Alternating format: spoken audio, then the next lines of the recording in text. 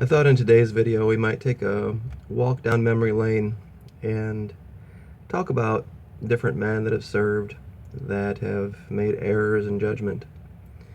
I think probably to most of my viewers this is one that will be fairly fresh in everyone's memory, but perhaps to some the details of what was going on at the time might be lost with time.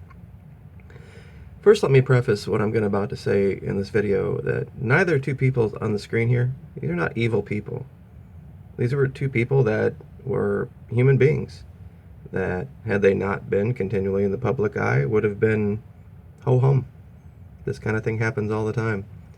I mean, there's this group of people out there that want to make it out like she was 16 or 17. She was 22 years old. She graduated college, and yeah, he was married, and yeah, he was older, but there were a lot of women at the time that would have loved to be her. But mistakes were made and lies were told, and instead of this man having a reputation like John F. Kennedy did, he ended up having the reputation of being censured. Ironically enough, this was all divined and gotten from an investigation by a man named Ken Starr, who was actually investigating an entirely different topic that was serious, that was very, very important to find out, the Whitewater scandal, but I'm not going to waste everybody's time on that. And this, I remember I watched this little blurb by him live when he did it. And, I thought for a minute maybe the man was being tarred and feathered. I really did, but, it turned out that he was just an incredibly good liar. And this is how history is going to remember him, and I don't think it's lost on the woman on the left there that perhaps this little event here echoed down into her history and into her present. But, it's funny. People have always talked about Donald Trump and wondering probably right now, what does this have to do with Donald Trump? Well, there's been a lot of talk of this, assassination perhaps at the inauguration, and I would just like to warn folks about what happens when you martyr somebody. See, if something would have happened to this guy before all this was revealed about him, I'm sure history would have remembered him in the light of John F. Kennedy. And John F. Kennedy, he had his own issues, but he was assassinated, and history remembered him as just the man who died young. But, on top of the issues with this young woman here, there was also this other woman, Mimi Alford, and her affair with a man. But because you don't speak ill of the dead, we don't talk about these things. I guess it just goes to the fact that, men are men, and men are human, and we make mistakes, and in politics it seems to always be the fairer sex that is our undoing. And I'm not sure what it is about that, but it is what it is, and I don't think it's any accident that we're talking about Donald Trump and Jeffrey Epstein and Pedophile Island. And I've really been wondering, because I've been doing some thinking about what could the Russians possibly have on Donald Trump, if anything, if they do, that could be something that would bring down an American president. Well, if we look into the past and we see about things that have brought down American presidents, what has it been? With Nixon, it was lying. And with Clinton, it was an affair. And I believe that if JFK had served longer, this would have come out and would have been his undoing. So I'm wondering if perhaps there's a little one out there running around with Trump DNA from one of these trysts or one of these affairs. And just a matter of revealing this child and revealing who this person is that has kept him under their thumb. I mean, it could be, this is all speculation, it could be a million other things. But, when you hear these days about anything with the word GAT, gate, attached to the end of it, it all goes back to this. And this is when a president resigned because he was caught lying.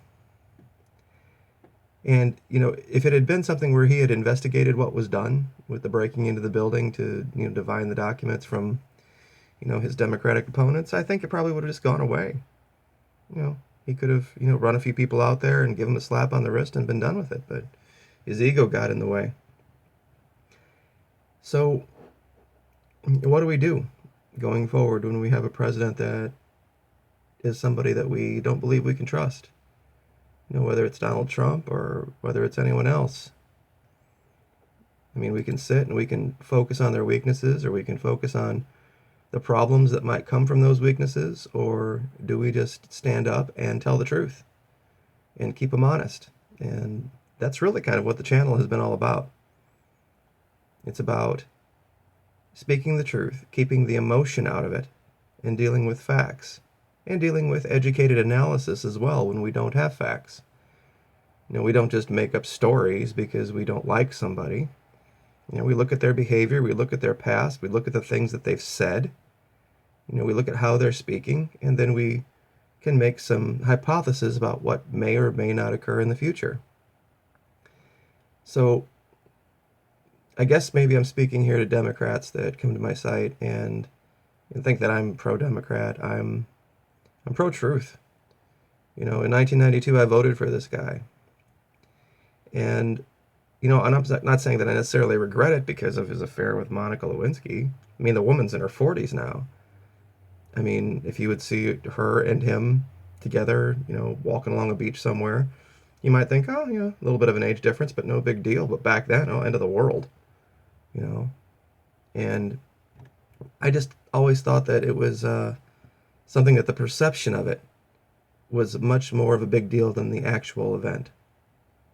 And in this case, I think it was the same thing, because of her profile status and his profile status and the fact that he was married.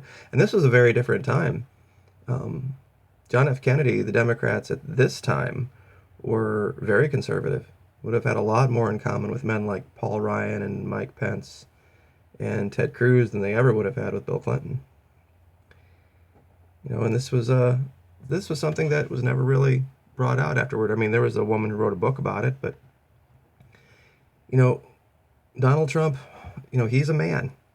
He's a human being, and he's going to have failures. And believe me, my channel is never going to do anything but hold that man's feet to the fire going forward. And I've never been a proponent of turning the man into a martyr. I mean, let the man do what he's going to do at this point, and then let's tell the truth about it and keep the emotions out of it.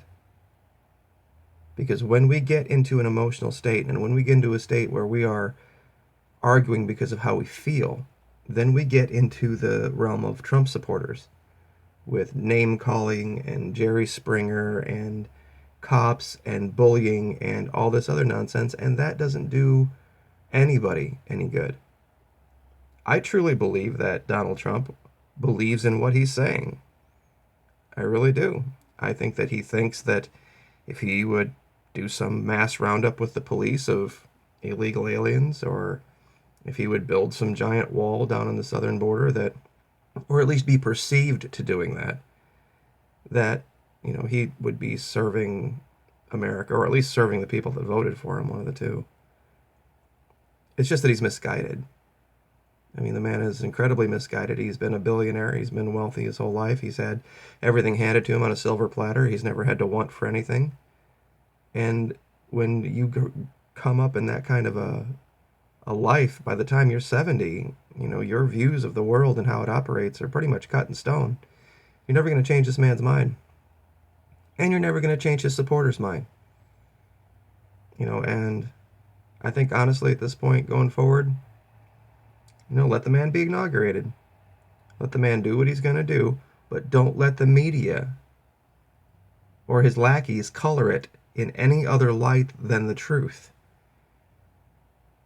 And that's what I'm going to hope to do with this channel going forward. We're not going to have, emotional attacks and name calling, and we're not going to have these forums where we just pat each other on the back because we all hate somebody. We're going to talk about this man's activities and his desires and his stated policies and why they don't work going forward. And I will invite anybody, whether they were a former Trump supporter or even a current Trump supporter, to come here and have a thoughtful, intelligent conversation. But we're going to keep the emotions out of it. So anyway, I just thought this little history lesson today would be good. So thank you for all the support. Sure appreciate it. Like, share, subscribe, and look forward to seeing you next time. Thank you.